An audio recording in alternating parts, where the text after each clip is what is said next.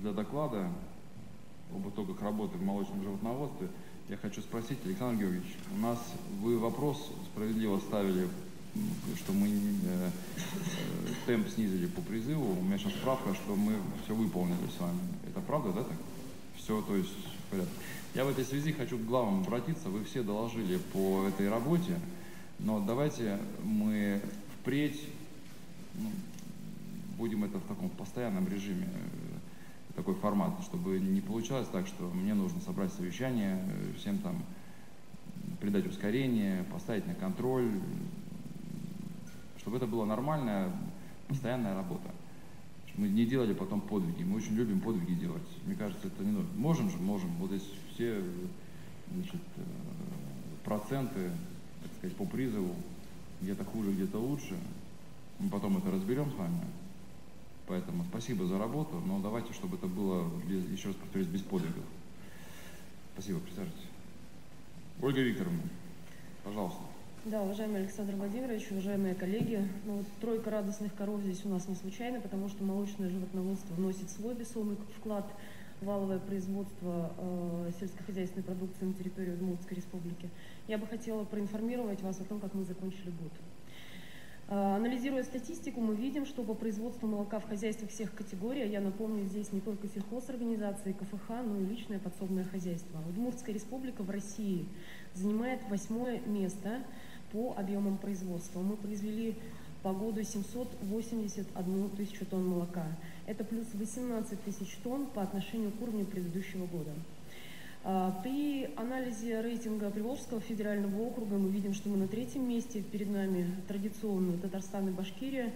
Но здесь я бы хотела отметить сложившуюся структуру производства молока, порядка 40% того, что там есть, это личное подсобное хозяйство. И в данном случае мы, конечно, рассматриваем больше то, что можем очень качественно отследить.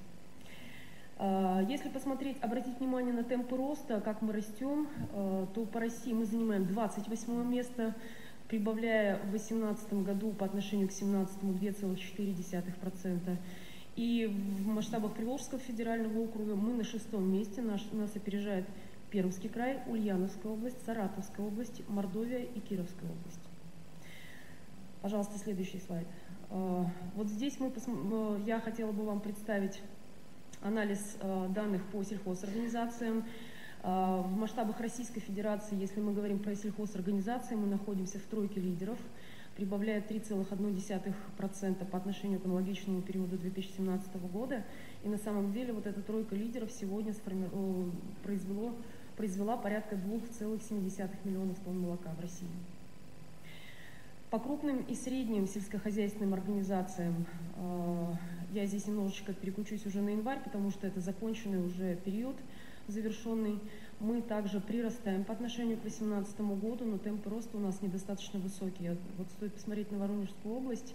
За счет крупнотоварного производства, за счет развития агрохолдингов, они сегодня прибывают в 18% к аналогичному периоду 2018 года. Я думаю, что для нас это действительно такой сигнал, на который стоит очень серьезно обратить внимание. Пожалуйста, следующий слайд.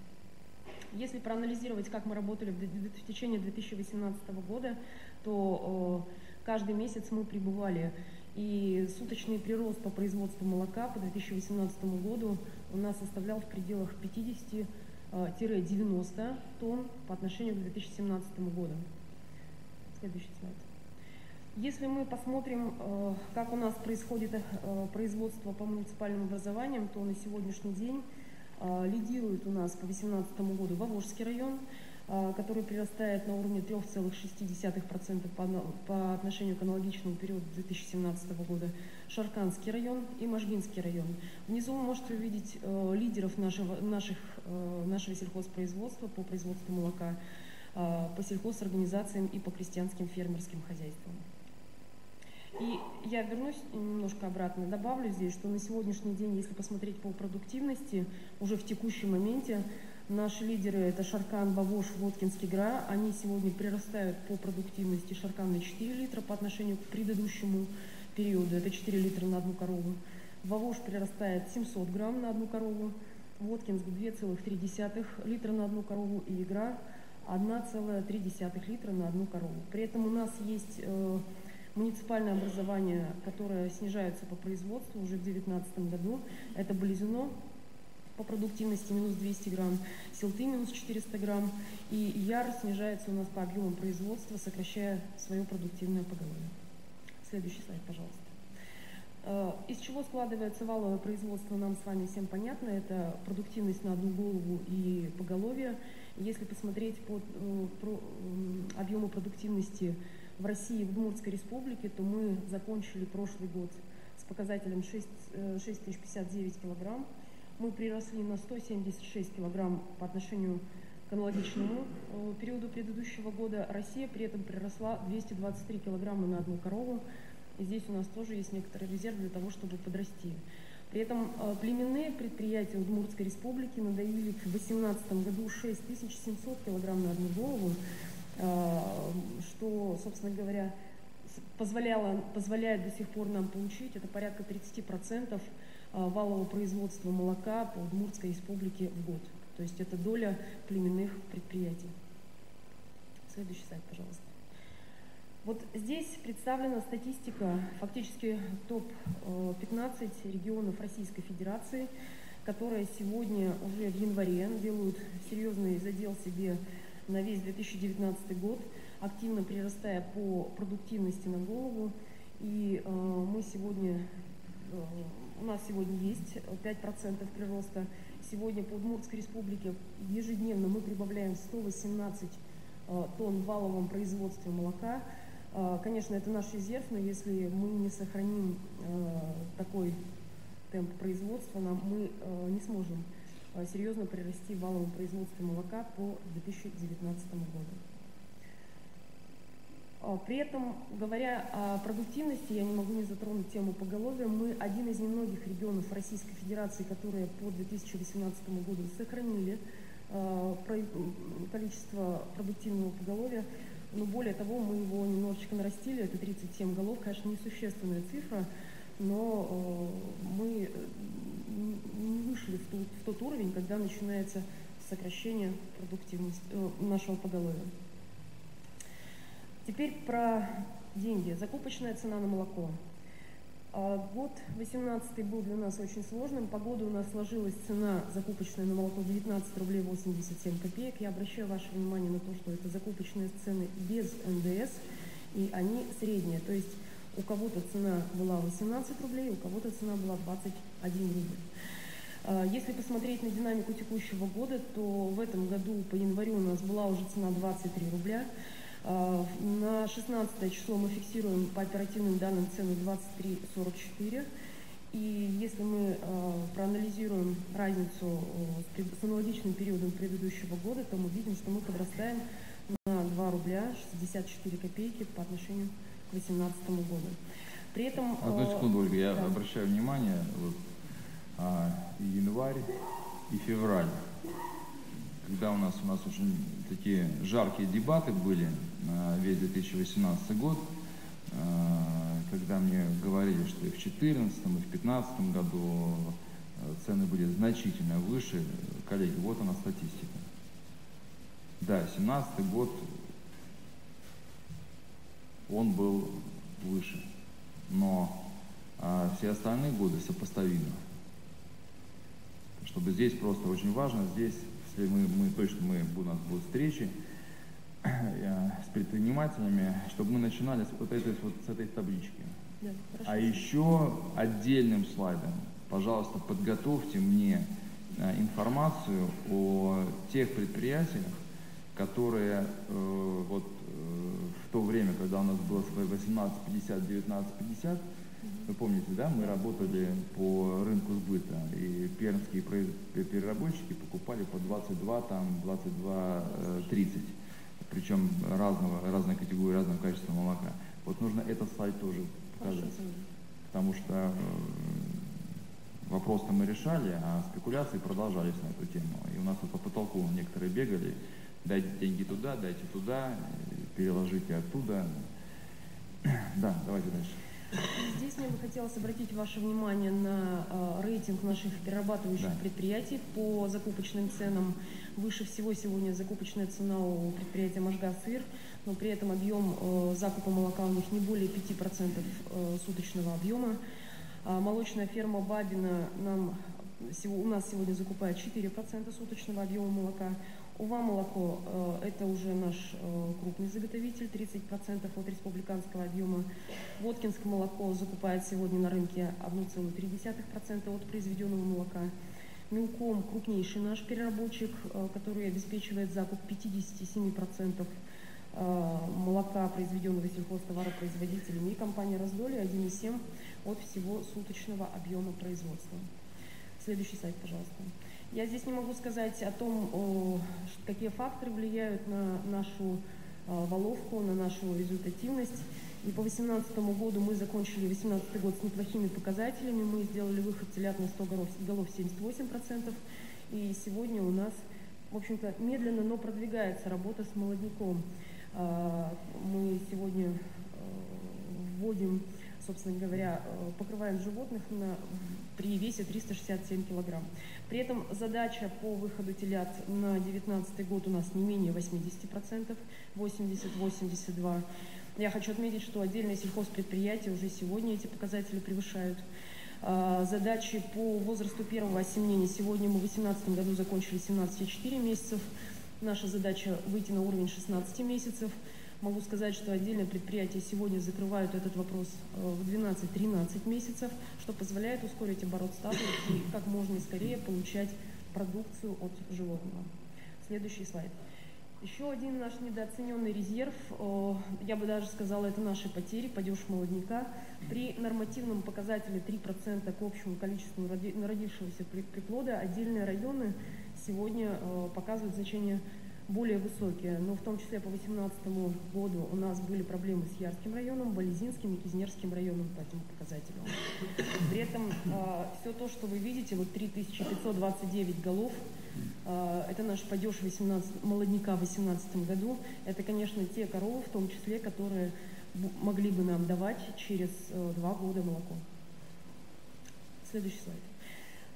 Очень активно в Удмуртской республике развивается и племенная работа.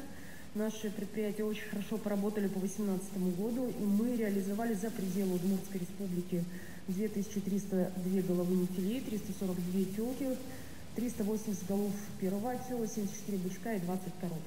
Вы видите, что география здесь у нас достаточно разрастается. Мы даже поставляем в Иркутскую область. Но в рамках агрофермы, я хочу отметить, мы подписали соглашение с ассоциацией по галштинской породе. Я думаю, что все это в новостях увидели. Что в этом хорошего? Во-первых, мы сможем попасть в единую систему идентификации животных по Российской Федерации. Это первый момент. Второй момент – это хорошая возможность для наших предприятий выйти с живым племенным поголовьем на экспорт. То есть за границей на сегодняшний день никак не воспринимается наша система оценки животных в Российской Федерации. И вот возможность работать в единой базе данных, конечно, для нас это потенциал. Следующий слайд, пожалуйста. Теперь про деньги. В 2018 году на развитие молочного животноводства мы направили 1 миллиард 283 миллиона рублей, в том числе рубль 12 на литр молока. У нас было построено и модернизировано 6771 скотоместо. Это те, которые прошли через субсидирование, то есть те, где содержится продуктивное поголовье. Мы выплачивали государственную поддержку по ставке 20 рублей на строительство нового помещения, 13 тысяч рублей на реконструкцию помещений. В 2018 году наши племпредприятия получили очень большую поддержку, которую мы не получали никогда. Мы выплатили по 10 500 рублей на содержание одной головы в племенном стаде. Это составило 341 миллион рублей по Удмуртской республике. 10 миллионов рублей было направлено на содержание быков-производителей и 46 миллионов на приобретение племенного молодняка по ставке 38 тысяч рублей на одну голову. У меня, наверное, из аналитических данных все. Я бы хотела остановиться на отраслевых мероприятиях, которые у нас уже начались, которые у нас... До мероприятия, вот это очень важно, этим закончим. Я прошу, когда мы будем встречаться с предпринимателями, в Госсовете общаться, еще отдельный слайд, на котором перечислить те организации, тех фермеров, которым мы точечно помогали, их много, то, о чем мы говорили в прошлом году, в начале 2018 года, о том, что мы будем выделять и дополнительные средства, и механизмы поддержки так называемых чемпионов. Мы это делаем, надо это показывать публично. Это первое. Дальше. Вот там, где была таблица с закупочными ценами, надо, вот Алексей Михайлович мне подсказывает, надо цену на топливо добавить, но и добавить объем субсидий. Тоже в сравнительном анализе по годам. Чтобы у нас было понятно, где, там, понятно, цена на топливо повысилась, значит, но при этом и объем субсидий увеличился, и так далее, чтобы мы понимали. И еще отдельный слайд по хозяйствам. У кого есть динамика стабильная прироста на долю, а у кого нет. Ну, у нас же честно, открытый разговор, потому что я идентифицировал тех, кто там больше всех волну поднимали. 3800, 4600, 5 максимум. Мы уже говорили не раз. Вот сейчас об этом будет говорить Ольга Викторовна. Кто-то меняется, использует новые подходы к кормам, к кормлению и так далее, а кто-то у высокой трибуны, значит, дай денег на литр молока. Еще раз хочу всем повторить, этого не будет. У министра мы вообще попросили пересмотреть госпрограмму. Не поддерживать тех, кто не хочет заниматься развитием. Потому что деньги уходят. Вот я как-то мне один из депутатов Госсовета, я не помню, кто сказал, что в сельскохозяйстве на рубль 3 возвращается. Слушайте, приземлитесь. Да, есть те, которые и 5 возвращают, и 3, и рубль 70. А есть те, куда сколько ты туда не давай денег, все как... Понимаете? Нам надо поменять с вами подход. Тут же мне комментарий. Если не будет молока, значит, в деревне, то она... Хорошо, не будет молока, а будут овощи выращивать. Или птицу. Давайте отталкиваться от рабочих мест, от экономики реальной. У нас предприятие Москор все нормально развивается? Они работают. Ну, вот. И места сохранили, но они молоко не производят. Ну, мы еще будем на эту тему говорить. Давайте очень коротко по мероприятиям, которые вы запланировали. Александр Ильич, я тогда, с вашего позволения, еще дополню слайд, о котором вы говорили, дополнительно по закупочным ценам, объемам субсидиям по другим регионам. Мы сейчас получили очень интересную аналитику, как субсидии распределяются в других регионах Российской Федерации, сколько на литр, где-то это 40 копеек, где-то это 60 копеек. Там, где 4 рубля на 1 литр, когда мы говорим про Татарстан, мы почему-то не всегда обращаем внимание на период, который субсидируется. То есть если мы субсидируем целый год производства, бывает так, что субсидируют регионы квартал, например. То есть я об этом. В таком случае мы приведем... Нам нужен полный вот, анализ отрасли в сравнении с регионами, да, в сравнении с предыдущими годами. Обязательно, чтобы нам вывести формулу, где проседаем мы, а где проседают значит, производители молока.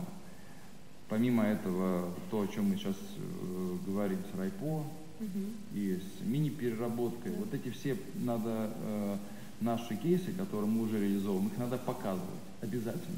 Иначе у нас опять 19-й год будет опять плач Ярославна. То не то и это нет. Давайте заканчивать отраслевые мероприятия. Наши отраслевые мероприятия мы начали, уже завершаем, 28 числа у нас будет окончательные данные по баллотировке, ну то есть это фактически по идентификации животных, которые есть на территории Удмуртской республики. И вы знаете, что в 2018 году мы объявили об идентификации племенного поголовья. Мы ее закончили 31 декабря. 28 числа у нас уже будут полные данные по поводу наличия скрытого либо недостающего поголовья на наших сельхозорганизациях. Но это нам нужно не для того, чтобы применять какие-то меры, а, конечно, для того, чтобы понять, как работать дальше и что делать этим предприятиям. В 2019 году у нас будет традиционный ежегодный конкурс отраслевой по достижению высоких показателей животноводства в Удмуртской республике. С 2019 года мы начали масштабный проект наш по образовательной программе. Фактически каждую неделю у нас проходят обучающие семинары для сельхозорганизаций. Это в большинстве своем абсолютно бесплатная история. И вот уже 19 числа мы начинаем готовиться к кормозаготовке и будем встречать у себя здесь в Удмуртии германский семенной альянс для того, чтобы перенять их опыт. С 5 февраля мы начали плановые проверки племенных организаций в области племенного надзора на соответствие требованиям федерального законодательства. Конечно, мы продолжаем свои ежемесячные выездные мероприятия сельхозорганизаций, плюс прием 24-й формы, то есть ежемесячные итоги в животноводстве, в котором активно участвуют и главы, и руководители сельхозуправлений. В этом году у нас будет важное событие – Координационный совет по черной пестрой породе по Уральскому округу. Мы к нему очень активно готовимся. И на территории Удмуртской республики в августе 2019 года пройдет автозабег «Дорогу молоко». Это такая промо-акция, что ли, я бы сказала, российского агентства Dairy News. В прошлом году они двигались по Канаде, сегодня они двигаются с Кирова до Башкирии через Удмуртскую республику. Из ключевых моментов, пожалуй, это все. Если есть вопросы, я могу ответить. Вопросов будет много, но уже, наверное, в процессе. Готовьте встречу с сельхозтоваропроизводителями, да. Причем не только молоко, мы с вами общались на этом. Да, не только по молоку, и по остальным направлениям. У нас есть потенциал у рынка по выращиванию овощей. Мы не обеспечиваем себя на большой процент, но это отдельно еще поговорим. Если вопросов нет, Ольга Викторовна, присаживайтесь. Спасибо. Да, то, что вы не сказали, мы в тройке регионов по привлечению средств в программе устойчивого развития сельских территорий. Всех глав, которые оказались более расторопными, рискнули, запроектировались. Значит, большое спасибо. Значит, что еще добавлю? Вопрос вы задавали, вот мы потратим деньги, а, собственно, из федерации деньги не получим. Значит, мы с министром общались, значит, понимание и поддержка нашей активности есть. Высвобождаемые деньги, они будут распределяться в том числе и на эти программы. Шанс получить дополнительно в течение года деньги есть. Но стартовая позиция, она должна быть проектно-сметная документация. У нас это была самая большая проблема. Напоминаю, еще раз говорю, мы в тройке по объему привлечения средств по этой программе. Так, давайте в темпе. У нас завтра большой день с точки зрения поддержки малого и среднего предпринимательства. Сунцов Константин Андреевич, генеральный директор корпорации развития Удмуртской республики, коротко расскажет о перспективных кейсах в работе корпорации развития плюс бизнес-акселератор 19 февраля.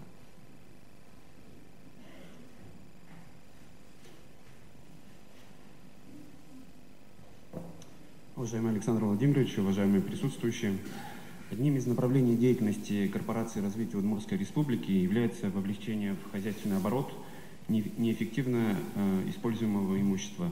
В том числе это касается и простающих зданий, простающих объектов недвижимости, затратами на содержание которой бюджету приносятся убытки.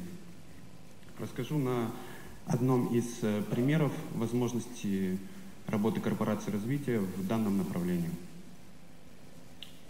Итак, административное здание по Воткинскому шоссе 170.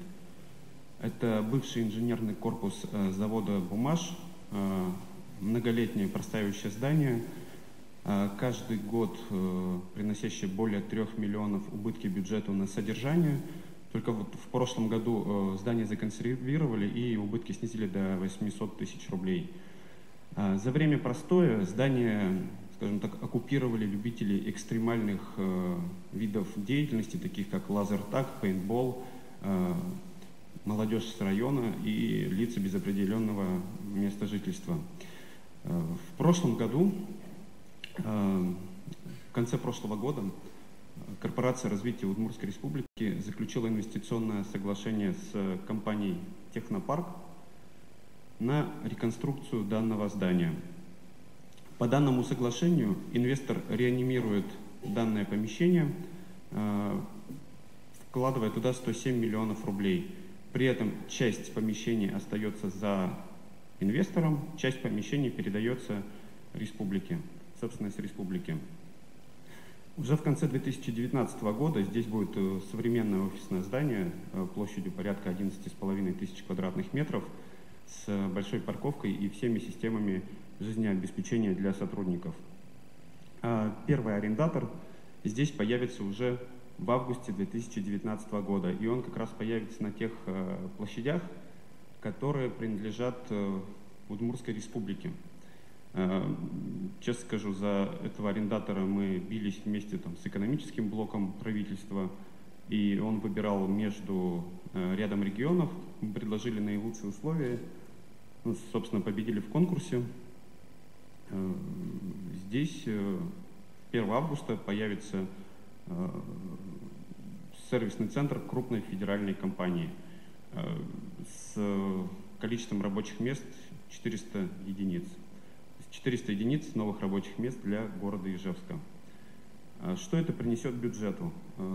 Это практически 1,9 миллионов рублей прибыли со сдачи этих помещений арендатору. Это почти 19 миллионов рублей НДФЛ с 400 рабочих мест, а также имущественные налоги, земельные и налог на недвижимость. Мы завтра подписываем публичное соглашение. Действительно, пока не будем раскрывать, но в итоге на финишную прямую вышли два города, Набережные Челны и Ижевск. И инвестор отдал предпочтение нам преимущественно потому, что мы смогли предложить вот такой вариант размещения их офиса. Да, в заключении презентации, выступления по этой презентации скажу, что работа в данном направлении у нас будет продолжена, но в будущем расскажу об этом. Там пока следующую презентацию, я хочу еще раз Анну Анатольевну Баталову, я не вижу ее, она здесь. О, да, приветствую. Поблагодарить, присаживайся. И тех глав, которые наиболее активно участвовали в идентификации неиспользуемого имущества и вовлечение его в хозяйственный оборот, либо через продажу и, соответственно, выручка денег, либо через сдачу аренды. Результаты очень хорошие, это сотни миллионов рублей в бюджет и почти 30 миллионов рублей экономия бюджета на такое обслуживание. Это хорошее подспорье для бюджета, но работы еще впереди очень-очень много. К примеру, коллеги, мы отдельно еще с главами на эту тему поговорим. Земля. Мы с вами не раз об этом говорили, нам нужно ускоряться, готовы выделять средства на это. Я с некоторыми коллегами из других регионов пообщался. Курская область, например, там сделали акцент на это, практически ни одного квадратного метра нет неиспользуемой земли.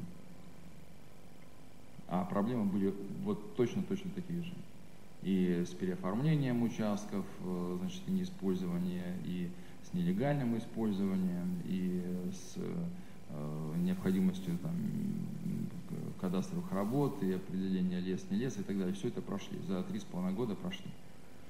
Поэтому все в наших руках. Давай дальше. Да, следующим направлением работы корпорации развития является обеспечение мер комплексной поддержки субъектам малого и среднего предпринимательства. В рамках этого направления мы впервые в республике и практически пилотный проект среди субъектов Российской Федерации мы запускаем бизнес-акселератор для наших предпринимателей. Вместе с сельхоз и экспортным акселератором это составляет такую программу акселерации для малого и среднего бизнеса Удмуртской республики, по итогам которой должно открыться более 30 сельхоз новых предприятий, 100 предприятий малого и среднего бизнеса по итогам года удвоить прибыль и 36 компаний увеличить экспортную выручку. Что такое бизнес-акселератор? Бизнес-акселератор – это программа ускоренного развития предпринимателя Удмуртии, позволяющая удвоить прибыль своего бизнеса за 4 месяца интенсивной работы. Она включает в себя 3 потока по 100 предпринимателей, которые будут обучаться 4 месяца, 120 дней работы с трекерами, отдельно расскажу дальше про этот термин, 68 практических занятий сессий и 32 домашних задания. Помимо этого создается такое бизнес-сообщество активных малых предпринимателей, а также площадка для поиска клиентов, партнеров и инвесторов, в том числе внутри акселератора. Когда мы составляли программу и утверждали программу, мы в первую очередь обратили внимание на тех малых предпринимателей Удмуртской республики, которые за последние 5 лет выросли кратно. И есть, я лично знаю, более 10 компаний, которые выросли в 10 раз за последние 2-3 года.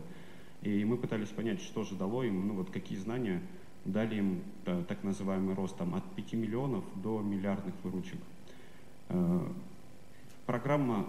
Этап программы, она начинается от стратегии, которую компании выработают, и заканчивается таким демо-днем презентации своих проектов для инвесторов, если это будет необходимо. В нее входят такие моменты, как упаковка и маркетинг, продажи, управление персоналом, бизнес-процессы, команда, масштабирование, управление рисками и оценка бизнеса. Вообще, помимо образовательной составляющей, мы включили составляющую трекинга обязательного. Что такое трекинг? Это когда к каждому из предпринимателей, из участников бизнес-акселератора будет привязан человек-трекер, который следит выполнение его домашних заданий, следит выполнение по его точкам роста и сопровождает его до результатов. Также мы включили элемент командной работы, в том числе для каких-то внутренних коммуникаций и деления опыта между, опять же, действующими предпринимателями, в том числе и по игровой механике. Скажу так, что участники проекта мы привлекли ведущих экспертов и спикеров федерального и республиканского уровня. Все они известны, все на слуху, а самое главное, они обладают практическими навыками реализации всех инструментов роста. Плюс к этому мы ставим 15 трекеров и обучаем на программе 300 предпринимателей. Каждого человека, каждого предпринимателя, участвующего в бизнес-акселераторе, ждет весь набор мер поддержки, которые сегодня оказывают субъектам малого и среднего предпринимательства. Плюс мы договорились с банками-партнерами на льготное кредитование. К примеру, это 8,9% ставки по инвест-кредитам и по рефинансированию. Победители каждого из потоков ждут бизнес-миссия в любой из регионов России, ждет бесплатно любой стенд на выставке профильной этому предпринимателю. Мы сделали такой мотивационный день с миллиардером, есть подтверждение ряда лиц, которых мы завтра про это скажем. Также это презентационный фильм о компании и бесплатное участие в Питерском экономическом форуме и в Иннопроме для тех, кто попадет в первый поток.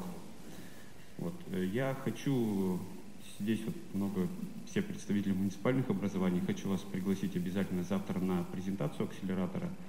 Также хочу пригласить вас на активное участие, вас и людей, курирующих экономику и предпринимательство в вашем муниципалитете. А также прошу рассказать ведущим компаниям о таком акселераторе. Лучше мы расскажем из всех источников, чем из одного или двух. Спасибо за внимание. Да, спасибо, коллеги. Это ключевой проект этого года, может быть, даже и последующих 5 лет, потому что это про экономику. Сразу любимое занятие наше, мы же все эксперты, все жизнь знаем. Я знаю, что про это будут говорить, и уже говорят, и пишут. Но мы запускаем акселераторы после того, как уже опытный такой пилот мы уже прошли. С экспортным акселератором «Сплат» Евгений Демин завтра будет здесь и будет с мотивационной сессией выступать. Мы договорились, решили, сможем мы или нет. Может ли компания малого бизнеса за 3 месяца выйти на экспортный рынок? 9 из 10 говорили чушь полная. Ерунда. Заводов было очень мало в Удмуртии. 3 региона всего участвовало. Это было по нашей инициативе с Евгением. Напомню, зубная паста Сплат, один из лидеров, значит, healthcare в России, который самостоятельно, без огромных бюджетов, вышел на международный рынок, больше 100 миллионов евро у него составляет экспорт. Из 5 компаний, которые заявились, 3 компании за 3 месяца заключили экспортные контракты. И это не только Беларусь, а Казахстан, то есть бывшая СНГ. Это и Иран, и, по-моему, Польша или Венгрия. Понятно, почему для нас это важно. Значит, рынок российский 140 миллионов человек, рынок мировой, понятно, да? Поэтому в первую очередь обращаюсь к главам, если мысль у вас там возникла, ну какие у нас тут могут быть, значит, экспортеры или там вот парень, который, сейчас вспомню, где он, по-моему, Красногорский район, веники делает. Но делает же 200 тысяч веников. А продает их же в Краснодар и в Оренбург. Веники для банные. Понимаете? Когда я был на сходе, он абсолютно осознанно говорит: помогите мне с выходом на экспорт. Поэтому нет ничего невозможного, друзья. Мы оцениваем только по 2019 году вот от этих мер плюс 400 миллионов рублей поступления в бюджет. Это очень серьезные деньги, это малый бизнес. А если посмотреть на структуру ВРП, что у нас больше 20% это нефть, больше 20% это обрабатывающее, значит, производство, то мы понимаем, насколько нам важно сделать такую подушку безопасности в виде малого и среднего бизнеса. Это стратегическая задача. Одна из компаний, значит, немножко просела там по своей деятельности. Мы недополучили налог на прибыль в 2 миллиарда рублей. Одним из крупнейших налогоплательщиков. Мы понимаем зависимость. Вот для того, чтобы нам сбалансировать нашу экономику, нам нужно очень серьезно развивать малый и средний бизнес. И связывая предыдущее выступление Ольги Викторовны и Константина, я хочу сказать, чтобы не было ни у кого сомнений. Все то, что связано с агропромышленным комплексом и сельским хозяйством, для нас будет безусловным приоритетом. Безусловным. И мы это подтверждаем. Я поэтому, Ольга Викторовна, хочу, чтобы более акцентированно значит, рассказывали на тех как бы предпринимателях и тех сюжетах, где мы помогали.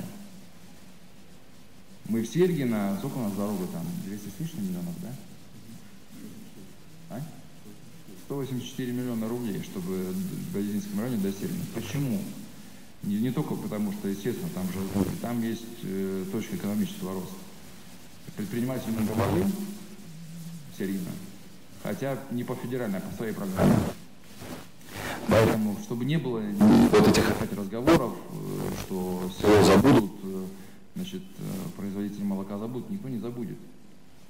Но принципы, на которых мы работаем, мы с вами все обсудили. Пожалуйста, фермер, учитесь, развивайтесь, получайте дополнительную поддержку. То, о чем говорит Константин, это не про мотивационные сессии крутых спикеров. Это абсолютный практикум. Помимо этого, мы, конечно, прикручиваем к этому финансовые инструменты и другие инструменты поддержки. У нас корпорация МСП одна выдала нам почти 200 миллионов рублей, да, кредитов. Причем разница в 5-8% годовых. Один из предпринимателей, воспользовавшись программой, большой кредит получил, сэкономил 42 миллиона рублей на процентах. Друзья, мы это все делаем. Надо перестать уговаривать себя, что это невозможно, кому этот бизнес нужен, бизнес мочат, бизнес прикручивают и так далее. А встать на лыжню под названием развитие. Мы будем поддерживать чемпионов. Будем поддерживать тех, кто готов развиваться, готов биться за рынки сбыта. Вот у нас на стенде одной из самых популярных была продукция Аксиона. Когда мы 1,5 года разговаривали, значит, Позиции были две. Вот пусть закон, и там в соответствии с законом закупают. Я говорю, а можем еще и подумать, как с экспортом работать. Вот организовалась там команда по внешнеэкономической деятельности. В 20 странах они уже присутствуют. Последний контракт, крайний контракт с Саудовской Аравией на 21 миллион рублей дефибрилляторов. Это огромный рынок, 21 миллион рублей, это пилотный контракт. Электрокардиографы, дефибрилляторы. Там отбоя от посетителей не было. То же самое продукция купола вот совместная с Фрезениусом. Мы поговорили и с министром Скворцовой, и с Мантуровым. У нас есть очень интересные решения, которые позволят там кратно увеличить рынок сбыта. Мы все это можем делать. Главное здесь поменять. Потом мне пишут там, да что этот акселератор, бизнесом невозможно заниматься. Всего доброго. Кто так считает, пусть вот у нас есть там с кем поплакать, постонать на эту тему. То, о чем говорит Константин, у нас много предпринимателей, которые не просто вдвое, в 10 раз прирастают. В России можно и нужно заниматься бизнесом.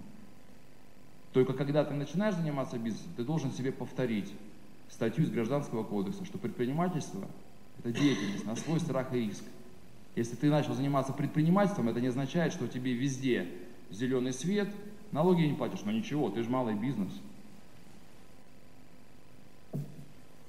Это очень серьезная поддержка. Я считаю, что это переломный момент вообще в экономике республики. Это не означает, что мы не будем заниматься крупными компаниями и крупными проектами. Еще раз, вот Константин об этом сказал, 400 рабочих мест – это такой больше, чем средний бизнес. Мы завтра подписываем публичное соглашение. Сейчас в работе много таких проектов, в том числе и по нефтепереработке, то, чего у нас нет, и так далее, и так далее. Но еще раз говорю, малый и средний бизнес – это подушка безопасности. Включайтесь активнее. Константин Андреевич, спасибо. Присаживайтесь. Давайте будем уже заканчивать. Перейдем к самому резонансному вопросу об организации деятельности по обращению с твердыми коммунальными отходами. Мы договорились, что на каждом аппаратном совещании Иван Васильевич Маринин, как директор регионального оператора, будет докладывать о результатах работы. Пожалуйста. Уважаемый Александр Владимирович, уважаемый президиум, уважаемые участники совещания. Начну свою презентацию с того слайда, которым я закончил свою презентацию в январе. На экране тогда была зафиксирована цифра порядка 4000 тонн, которых мы собрали за первую половину января.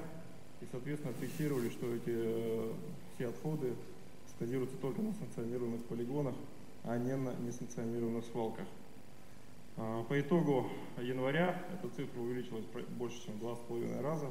Мы уже свели итоги января, это составило 10 тысяч тонн. Это объем отходов, которые точно гарантированно оказались на полигонах, на 5 полигонах Удмуртской республики, а не в лесах, во врагах или еще где-либо. Следующую цифру, которую я хотел... Извиняюсь, на 10 тысяч тонн больше, да, или на 10 тысяч тонн больше, чем до 2018 года? Да, за прошлый январь было 10 489, сейчас 20 408. Спасибо. Следующий вопрос, который мы обговаривали, это потребность, я называл 6 тысяч тонн, мы свели потребность по районам, 5618 нам дополнительно нужно поставить контейнеров за ближайшие 3 года, это 17 376 контейнеров. Соответственно, общий объем инвестиций, который мы должны в эту сферу вложить только на контейнерный парк, это 433 миллиона. Ряд районов уже приступили к этой работе, несмотря на сложные зимние условия. Вот Волошь у нас уже приступил к установке 40 контейнеров.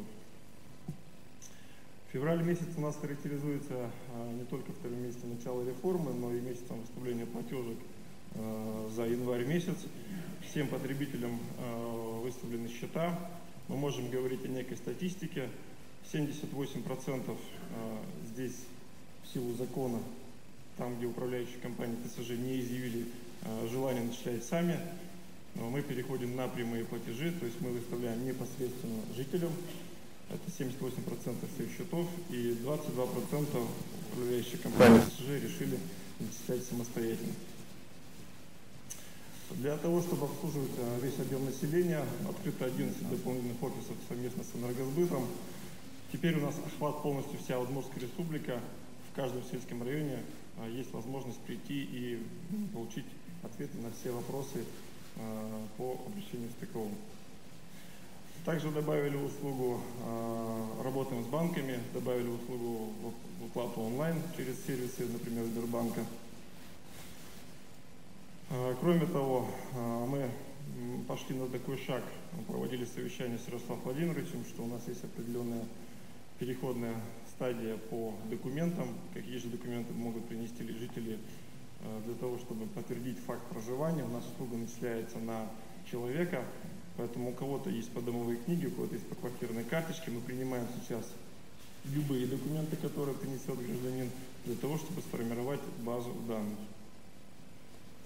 Основной проблемой стало для февраля месяца это перерасчет для временно отсутствующих. Это, как правило, люди, которые уезжают на срок более 3 дней. За уточнением обратилось более 5000 граждан. И еще одной очень важной проблемой, с которой мы столкнулись при начислении за январь месяц, это тот факт, что по статистике в Удмуртской республике проживает 1 517 000 граждан, но мы смогли идентифицировать по базе данных, которые нам передали управляющие компании электрики, только 1 250 000. 267 000 куда-то выехали или не зарегистрированы. И, соответственно, найти пока мы их не смогли. Соответственно, мы терпим пока убыток на месяц 26 миллионов рублей. И здесь, я считаю, необходимо провести ревизию зарегистрированных граждан, потому что все равно они где-то в базе данных есть. Они либо приписаны к поликлинике, либо кто-то получает пособие, кто-то получает льготы и так далее и тому подобное. В разных базах они существуют. Нам необходимо в ближайшее время свести единую базу данных. Это проблема не только у нас, это проблема у газовиков, электриков, но все, кто начисляет свои услуги на людей. Говоря о необходимости повышения качества услуги, мы на предыдущем докладе я говорил о том, что у нас в планах менять технику. Так вот, в феврале мы приобрели 2 дополнительных мультилифта и 3 мусоровоза. Эта тенденция будет продолжаться каждый месяц. Одним из проблем начала февраля, проблемой качества оказания услуги, явилась парковка автомобилей у площадок. Соответственно, мы не можем качественно оказать услугу, местами даже не можем проехать, но тем не менее эта проблема существует. Вторая проблема – это неочищенные дороги. Соответственно, мусоровоз – 20-тонная техника, которая не везде может заехать, и, соответственно, срывается график. Ну и, соответственно, есть проблема по неочищенным контейнерным площадкам. Здесь проблема вот в чем, Александр Владимирович.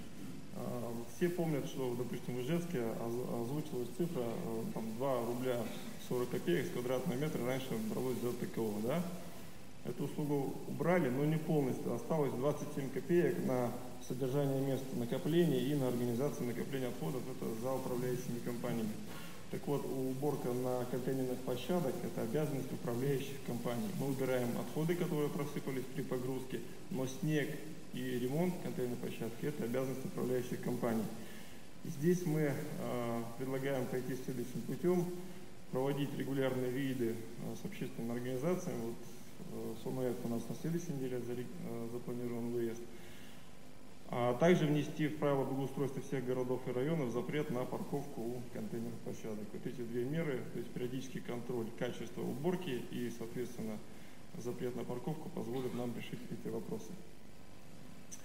Говоря об обращении граждан, можно сказать, что если январь месяц у нас был это пик, звонили в основном из частного сектора, уточняли график вывоза ТКО, то самый частый вопрос февраля – это корректировка данных по количеству прописанных и выполненный перерасчет если сбивался график вывоза мусоровоза.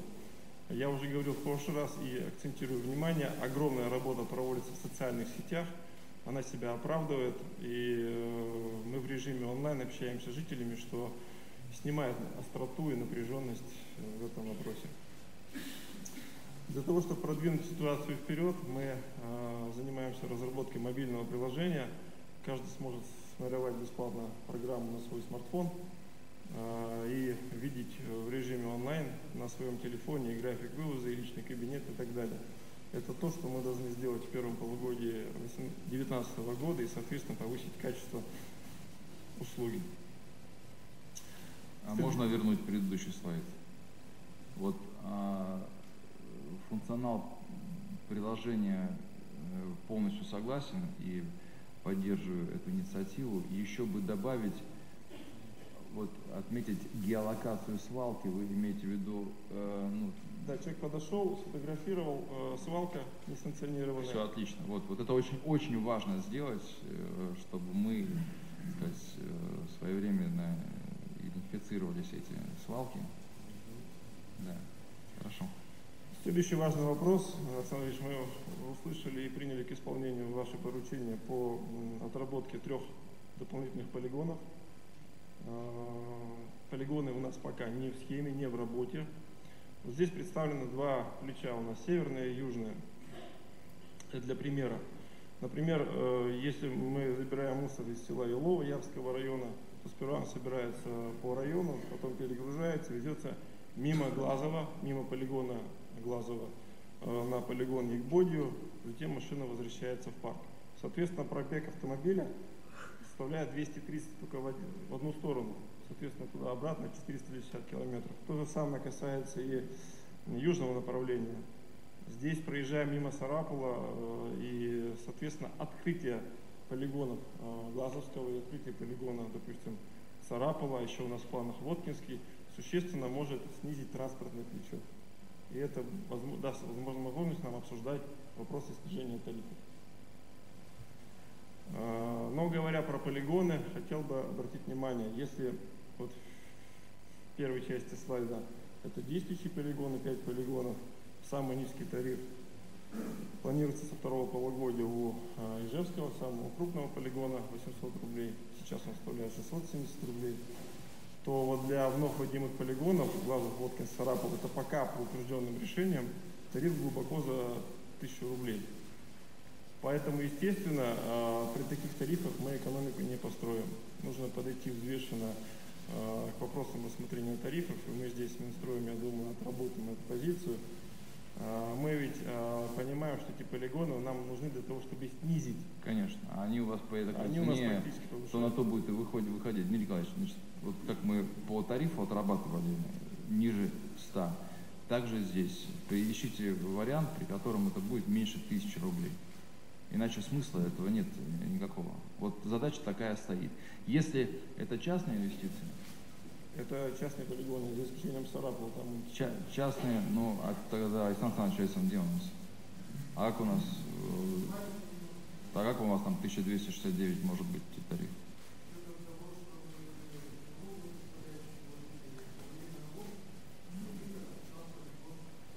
Не, ну у нас же, слушайте, УВА 957, Ижевск 800, там, Завьялова 1000, у вас 1100, у вас 1269.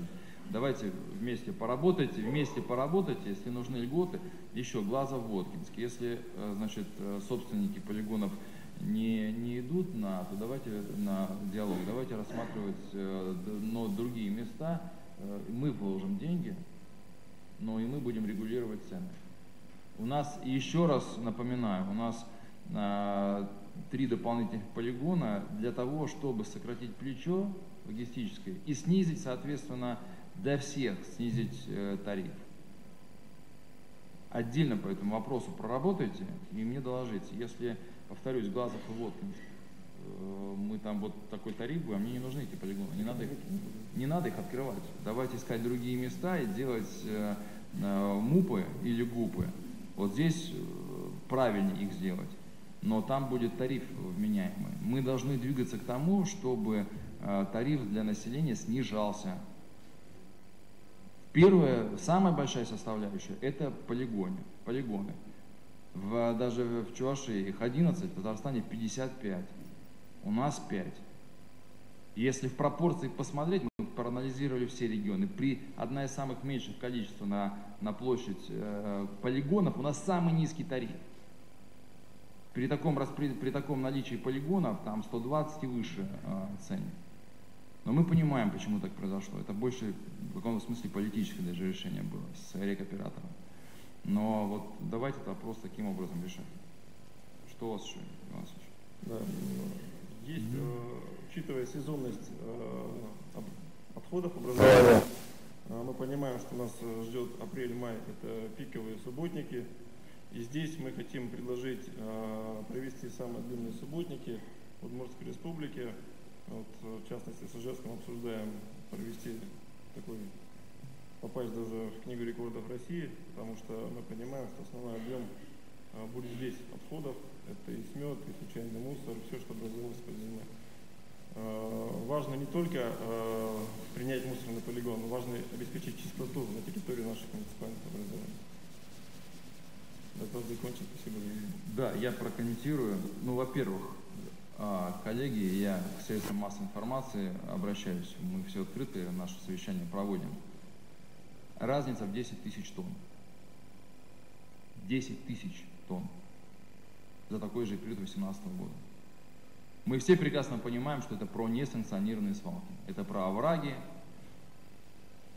И в том числе, а для меня, на мой взгляд, в первую очередь для этого, это реформа. В том числе для этого. Это первое. Второе. Мы с министром Удаловым были у министра Николаевича Кобылкина и проговорили вопросы по рекультивации наших старых свалок. Мы эту работу будем ускорять. Нам нужно в прямом смысле чистку сделать республики от мусора. 540 несанкционированных свалок. И мы все этим дышим, это все уходит в почву, и мышиная лихорадка, и так далее, можно продолжать бесконечно. Вопрос, кто мусорит, мы на него ответили. Мы. Завод мы ведем сейчас переговоры с несколькими группами, которые делают предприятия по мусоропереработке. Мы тоже об этом не забываем, поэтому вот этот набор таких важных мер, которые в итоге должны, соответственно, сделать экологию лучше, реки чище, и воздух, и так далее. Это все вещи взаимосвязанные. Но при этом, повторяю, Юрий Николаевич, совместно с коллегами мы потом проговорим с вами по ключевой элемент этого это полигон. Минприроды, все федеральные ведомства готовы нам пойти навстречу. Но мы не можем допустить, что мы ввели в реестр полигона, у нас там будет 2000 рублей. И какой смысл? Согласен. Кто-то будет зарабатывать на этом, причем экономику полигона мы прекрасно понимаем. Значит, если это наш полигон, давайте думать по налогообложению, по каким-то специальным условиям. Я не рассматриваю с полигона в Сарапуле как точка экономики, откуда будет поступать налог. Лучше это будет некий ресурс, за счет которого будем снижать, собственно, тариф для населения. Это важнее. Коллеги, по данной теме хочу поблагодарить и министерство, и Иван, твою команду, и в первую очередь глав. Очень четко отработали с точки зрения информационного сопровождения и с точки зрения рефлексии ответа на жалобы. Сергей Витальевич вернулся из Москвы. У нас мы два региона. Пример по именно отработке по данному вопросу. То есть оперативно мы реагировали. Да, большая часть была по Ижевску. И глава города с командой реагировали в новогодние праздники и в течение всего января. Пришла фотография, где замусорена там площадка, тут же через 3-4 часа фотография, где все убрано. Поэтому, в принципе, у нас понятно, что эта тема, она будет еще долгое время такой резонансной, но первую такую волну, ожидаемую негатива, мы ее, конечно, снизили. Объективно, хорошо поработав. Еще очень-очень много работы впереди, но начало, скажем так, неплохое. Но для меня, еще раз говорю, это очевидно и понятно. 10 тысяч тонн. Понятно, где бы это все было. Дальше мы работаем в таком же ключе. Коллеги, в завершении у нас, соответственно, к 23 февраля приурочены некоторые мероприятия. 22 февраля в 13:00 у нас праздничный концерт, посвященный Дню защитника Отечества в Государственном театре оперы и балета имени Чайковского. 23 февраля в 9:00 церемония возложения цветов к монументу боевой и трудовой славы. 9:30 Республиканский военно-патриотический праздник, армейский рубеж в сквере у монумента боевой и трудовой славы. Также в День защитника Отечества, 23 февраля, в сквере Победы в Ижевске пройдет акция «Однополчане», которая объединит солдат запаса под флагами различных видов войск. Ну и много других мероприятий. Сергей Витальевич вас проинформирует. Ничего вроде бы не забыл, да? Коллеги, вопросы есть? Тогда следующее аппаратное совещание состоится предварительно 18 марта 2019 года. Работаем. Спасибо.